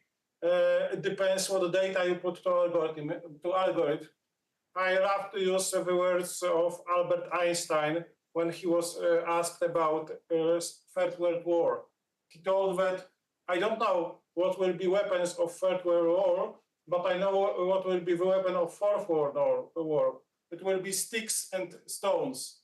Maybe he predicted what we have now, AI and robotics, because try to dodge the military robot. Who will win? Who do you think? So I think that's why Albert Einstein was pacifist. So it's interesting because every generation thinks it's the cutting edge. I remember, and for the young people here, this will make no sense whatsoever. But I remember back in the 1970s when my father came home from his office and they'd received their first fax. They received a fax from Australia. And that changed their life because he was an engineer. And previously, you had to send papers from the UK to Australia. They had to check them, and then you had to send them back. And suddenly you had a fax machine, you could do it instantaneously. And that was life-changing for them. Every generation, things are life-changing. I want to go back just to the idea of what all this means. In May 2023, so that's exactly 1 year ago, the Centre for AI Safety released an open letter signed by 350 executives, researchers, and engineers working in AI. And it only had one sentence. Mitigating the risk of extinction from AI should be a global priority alongside other such societal scale risks, such as pandemics and nuclear war. This is basically a societal risk that actually puts humanity at risk. We've already seen that the younger generation, just on social media, have been affected in terms of their emotional well-being, the way that it hits you in terms of concentration, etc., etc. I have no doubt that there will be impacts from this over the coming years. I don't think we need to think 30, 50 years in times. I think we look at two years in front. Steve Jobs used to say that we always overestimate change over 2 years and underestimate change over 10 years. And I think that's probably going to be the case as we go forward. Ursula, let me just check. Do we have somebody trying to come in on video or not? Yes, we have here the chat. There are some questions, I think. Okay, fine. While we're doing that, Ursula, do you want to come in and have a chat? We'll come to you, John, after that, and then we'll see if we can bring some questions in for the final session. So, Ursula, do you want to come in and just feel free to comment, bring your views on anything that we've discussed so far today? Yeah, so I already I gave the comment in chat to Piotr about being the data that plays the crucial role. I think what plays the crucial role and generally on all the narrative is about what, if we think about the machine learning models or every model, there is a huge importance of rewards that we give. So in which directions do we want to skew this model? And the models usually at the moment, the social media models are rewarded for the interest of the users. So if you are watching the video, if you are clicking it, or if you are watching it long enough, then the model is rewarded, and that's why they work how they work. If you think about like Facebook, if you would reward the model for low blood pressure for your users, I think the social media that would see that totally different. And that's what I mean is, we should not only discuss what data do we fit or how do we govern it, but also about which direction do we want to skew these models? What do we want from them actually? What are our expectations and what we don't want? So that's what I wanted to add. And yeah. So the strategy of the models, yeah, something like that strategy. Yeah, can be. So, well, thank you. Well, I think that brings us right into your corner of the field, John. I mean, the human experience, because at the end of the day, we are talking about the human experience and the human interaction. Well, that's one aspect of it. We've seen real pressure put on human beings right now because of this in ways we don't understand. I consider myself a fairly disciplined and a fairly competent person. And before I go to bed at night, I say, I'm going to do 10-minute stretching. I don't have time to do 10-minute stretching. And then I watch puppies playing on social media for 40 minutes. And I think, well, why did I watch that for 40 minutes when I could have done 10-minute stretching? And I think these dopamine hits that have been put in there is having a massive impact on all of us. So if we can almost bring the whole conversation around in a complete loop now, the human experience and the human engagement and the human interaction, what lessons can we take forward and how can we use that to build a better platform? You're on mute again. John, mute. You are muted. Wait for you to come in. Are you with us, John? You should be. I hope so. But we cannot hear you. John, do you want to say something? Give us a sound check. No, you're not. No. You're not in. Peter, we'll come to you then. Peter Senkus. Russell, come back to you, Peter. Any thoughts? We'll bring it around in a circle. In general, still the technology should be human-centric. And we as security guys, we are using human emotions. And artificial intelligence is very good in building fake reality, to be quite honest. It's used for that purpose by bad guys in our reality. And I think that what everyone has said, I will make some remarks. Yes, the data that we feed is important. Emotions that are behind it are important because this is, I don't understand perfectly. For example, Polish society, we are eager to be happy, but every day we want to hear something bad.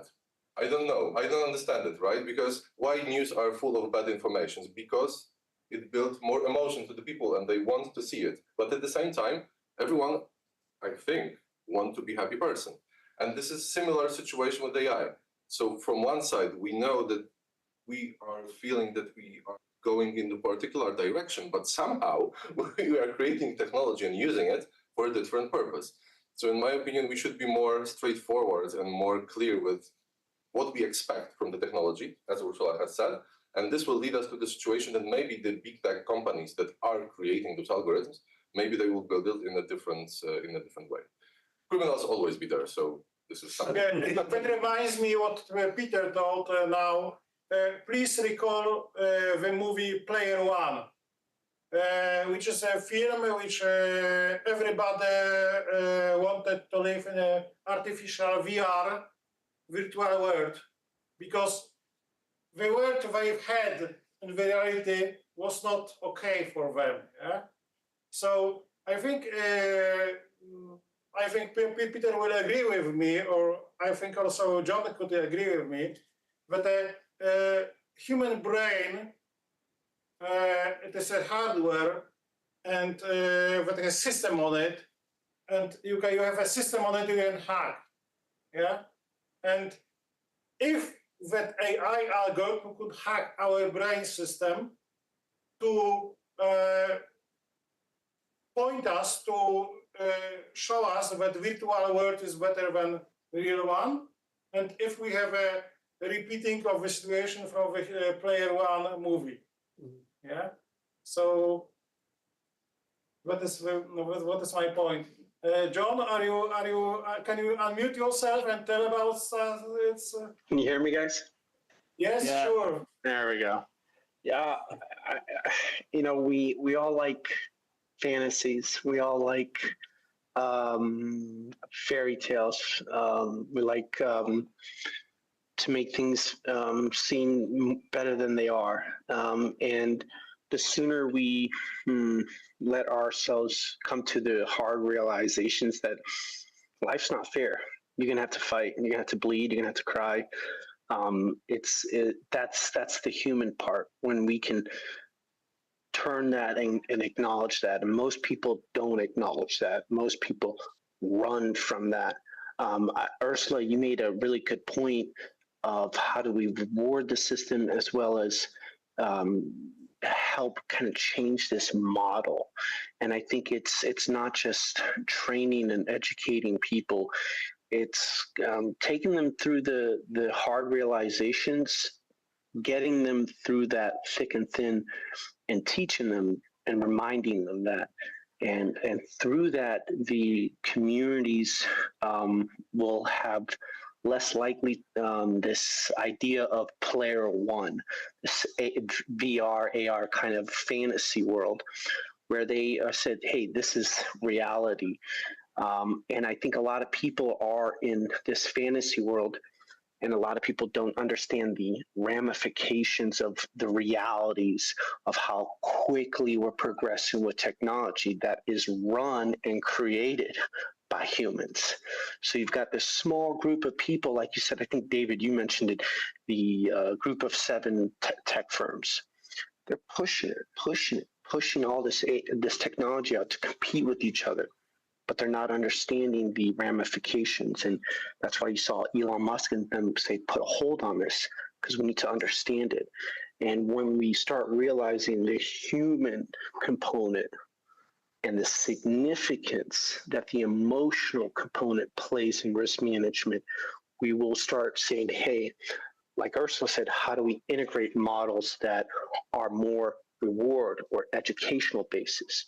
Andrew, I mean, you're talking about all these different points about how do we actually, the only, where's Andrew's comment he had? I can't find it. But the fact is, it goes back to the human component. And Peter, like you said, it's about the people. We create the companies, we create the fear. How do we apply a change that is really affecting the way we don't fear things? We understand the damages can do and the benefits. And then instead of fear, we understand the reward. Hey, if I do this right, and was it power, corruption, power leads to corruption. Okay, if we can teach the human emotion, the human factor says, hey, too much power, it's not good. How do I delegate certain things and create checkpoints? Because I understand that's important for not just for me, but for society. And so it's really, I think, a variety of components, but it surrounds the human emotion factor, because the emotions are dictated by our thoughts. Our thoughts are dictated by what's going around us. And it's a lot. It's a lot. And most of us are lazy. Most of us want to look and find that information right now. That's why people love ChatGPT. It gives us the answers right now. I don't have to do any more research. You know, David, you go back to your plan about 1960s car model to 2024. It's changed, but there's still similarities. How do we adjust that new model to be applicable to this modern time, but still be relatable to past times, but understandable and informative and rewarding to the new times? And I think we're in a pendulum swing where it's swinging to this side, and hopefully people will wake up and realize it's not about the AI. It's about the people who are driving the AI. And it's the people, are those people good intentional? Are they selfish? Are they corrupt? Or are they really there to help that company and the society and that state around them? And that goes into the emotional intelligence aspect. So I really believe the human emotion factor will be a key driving force that you will see. We hear about AI right now, but you will see emotional intelligence become the forefront, because AI is driven by humans. Humans are driven by emotions. Emotions are driven by our thoughts. Our thoughts are driven by what's around us. Thank you. So that's interesting. I mean, if you could bring me one example of where big tech, big finance, big pharma, big oil had acted in the interest of humanity rather than their own short-term corporate interests, I would be very interested. Opioid.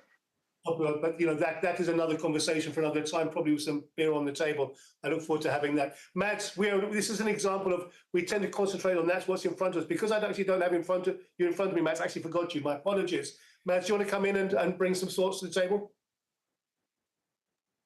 If you're still there, Mads? Yeah, I'm absolutely still here. I think it's difficult to find out, because I see myself as a very much a pragmatic of these algorithms, and I'm maybe also being a little bit too optimistic. There are obviously very, very, very dark elements of what you can utilize new technology for, and also very bright, optimistic and positive. And I think it's been the same. Don't want to, saying the same again, but again, when you invented gunpowder, or the analogy you did before with a blade, with a knife, we have to put some trust in humanity, and I think also some trust in the industries, organizations that regulate us. I don't know if you agree with me, but I guess that's our only hope, if I can reference Star Wars a little bit here.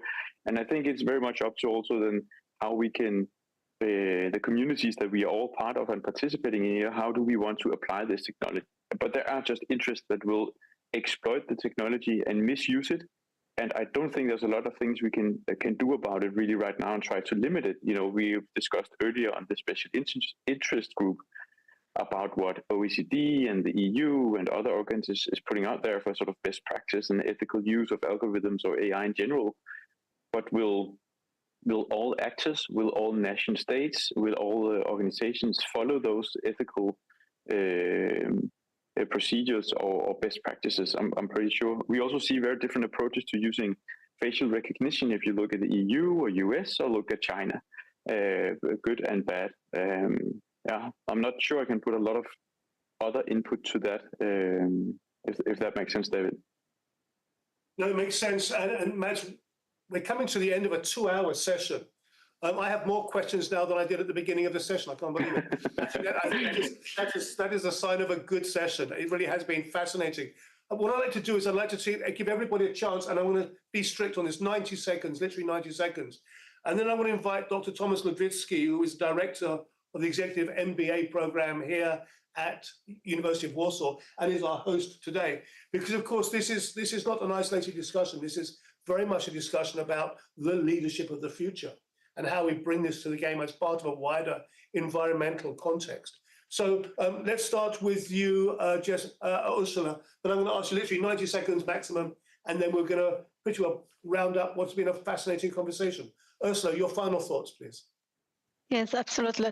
So I think everybody has put a really good points, but I think it's at the end it's all about collaboration, all about bringing the questions that we have to the communities where are we active, and just to discuss it. It's the most important thing at the moment. That's what I wanted to add to this really interesting discussion.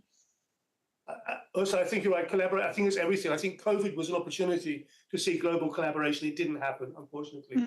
But I think that this is an opportunity, and if we don't do it, then we're in trouble. Hopefully, it will come through. Andrew, over to you, sir. So I will re-gift 60 of my 90 seconds to the next speaker. My thoughts are, we've heard the words "people wake up" and Player One and Star Wars. And I wonder why it is that we're speaking about this and we're worried so much about this, but there aren't protests happening about this. And is that because we are fully distracted by something else? So I do wonder how much we're actually in the game already, and how much we need to organise ourselves and actually take to the streets. That's just a thought, that's not an action. It might be, I did say power to the people earlier, but that's certainly a thought for us, and that's me done. You're a revolutionary, aren't you, Andrew? I mean, under that exterior. Great stuff. Thanks for that. John, let's come to you. I think we're actually in a great spot. I think we're on the kind of equilibrium, and I think by us embracing emotional intelligence, we will be able to be more realistic with ourselves, more aware of false and misinformation where there is just a massive amount of information. And I think we're on the forefront of a younger generation that isn't being empowered substantially by technology, that just needs a little push in the right direction. And I think we're going to see massive correction in society where instead of being rewarded for the bad and power, you're rewarded for doing good and helping people and others and yourself. Thank you. So, a message of hope, which is always good at the end of that. Thank you very much for that. Mads, let's bring you in. Yeah, very short from me. I think the analogy to war is fantastic for an old infantry grunt like myself. So the pessimistic view would be, how many terrible wars, world wars, did we have to see before the world came together and made some sort of international rules for making war, which is in itself is crazy to think about, that we have rules of how to kill each other in conflicts. And that took the First and Second World War, I think. So I guess we will have to see a lot of destruction before we come together as a globe to do something about this, if that's the way the development is going. On the other side, I'm very optimistic. I agree with my co-panelists and speakers here that a lot of fantastic things are happening, and bringing in a totally non-academic approach. I have a young niece starting university next year, after summer, a brilliant mind, and she doesn't just want to study AI and software development, but she wants to study ethical behavior of applying AI. So I also have some hope in the younger generation at an age of 22 or whatever she is. That's her approach to going into technology and want a career in that.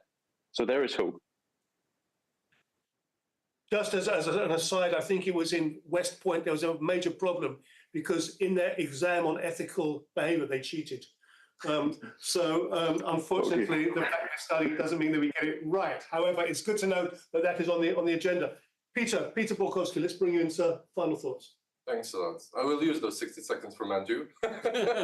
He said he said he'd give them to you, but he didn't actually give them to you. So I will divide my thoughts into 3 dimensions. First of all, this narrow one, the security one, so deep level technological. We will be facing a lot of challenges from security perspective, where people like myself, but more next generations of young people that will come into the security market will be facing, and we'll have to find the solutions because we will see new crimes, new ways of using the AI for a negative purpose, so we will need to solve it. Second dimension, more global one, we are in a very dynamic global environment, which will cause probably misleads into in what way the AI should be used, developed, and so on. However, as usually, it will speed up the whole process of technology development. And the last dimension, but from my perspective, the most important, I think that will be positive conclusion, that every person should know that everyone plays a role, every individual plays a role in evolution of AI. Why? Because the technology revolution is business driven. If we, as a society of individuals, will have different expectations, as a mass, we will have influence on how the technology will evolve. Thanks a lot. Impact and influence, those are the things we're trying to, and legacy we're trying to go for. Peter Senkus. Yeah, I will finish with optimistic. We are here discussing with risk management and AI, but where it happened somewhere in November or October in Serbia, where we met with David. Mm-hmm. And we come up with an idea of let's make something together, yeah? And AI helped us to do first conference in 10 days, yeah? But it was more than 100 people involved on the conference. And we are repeating that right now, that event is broadcasting on YouTube and also they will be available on YouTube. And without AI, we will not do such positive things. And because of that, I have all you here, and this AI, what brought us, and it started with people, and it finishes with people, yeah? And we can make nice friends like all of you here, and let's get together, yeah? But it's with help of AI. Let's get together. Okay, good stuff. It's my absolute pleasure to maybe give the final word to Dr. Thomas Lewicki, the Director of the Executive MBA here at University of Warsaw. Thank you for your hospitality today, for your wonderful facilities, and thank you just for this opportunity. Thank you very much for this introduction, and it was a great honor to have you here. And it would be hardly possible to summarize such a great session. So let me just end up with a few observations. First of all, I wish I'm a student today, because there are so many opportunities ahead of you. I mean, it's unbelievable. First, so that's optimistic. Second, I was thinking, why is it like this? And I think, unlike a knife, we have a tool that is most comprehensive ever we've had. When you think about some possibilities, some applications, it grows from media, from clips, from art, to data analysis, to new product development, new technology development. You know, it's encompassing all of the areas we can think of. And I think we still are underestimating the influence of AI within the next years to come. That's first. I agree absolutely. Secondly, since we know so little, we have to discuss. We have to talk. And this place is a great opportunity to share our observations, our experiences. And frankly speaking, I must say, just finishing a conference for executive MBA educators, in which every second session was about AI, that we need more people who use AI to talk about. Because my understanding was that there are so many people talking about AI actually not using it, not being fully aware of potential of the tool. So we need to have a competent discussion about it. That's first. Second, I think we need to have an open discussion. And you probably have heard that Elon Musk sued OpenAI. And then he said, it's a joke, but I think it's not a joke, that he would take back the thing if they drop open from the name of a company. Because I think openness of AI is really key for us to understand those possible opportunities that will come and maybe some risks, because many of the new technologies, let me just give you an example of a fusion engine that is being talked about China developing this for future rockets. That's a question mark. We know pretty much nothing about it. If somebody owns the technology, they can control the future. And I think my final comment will be that this discussion has to be cross-disciplinary. So I wish we had more people here from psychology, from sociology, because I think our perception of technology will be the biggest barrier for implementation, and then also possibly for regulation, because people would be afraid of some of the applications, and then maybe they'll try to push it in one direction that will prohibit it. And then about future, how to know about it, I think let's go back to art, to writing, to movies. So Space Odyssey 2001, yeah. We have to go back there and to see how it was presented and think about some other sources for inspiration, how we can make it happen. Because if you go back to September 15th attacks, have we ever seen scenes like this? Yes, in movies. So let's go back to art, let's go back to novels to see how the future could look like, because maybe somebody have imagined this for us already. So again, thank you very much. It was a pleasure. One moment, I will tell you about future events. Tomorrow you have AI and quality management. And luckily you told about he will be a host. Yes. Tomasz Ludwicki will be a host. I'm lucky he told that back to art we have together with us Ulrika Flint, Swedish designer. And I hopefully she will join us as a speaker in the next events. But it's not our final word. We're gonna meet us in December on the HumanTech Summit, and of course some HumanTech meetings before. But HumanTech Summit and grande finale of AI the Game Changer conference series, and we plan to do for the future generation AI startups fair. So if you have anybody who's starting a startup in AI, we will bring venture capitalists and we do a real AI venture fair. Thank you very much for participating in that event. See you tomorrow at the AI, the Game Changer and Quality Management, the HumanTech Meetings series. Thank you very much. Bye-bye.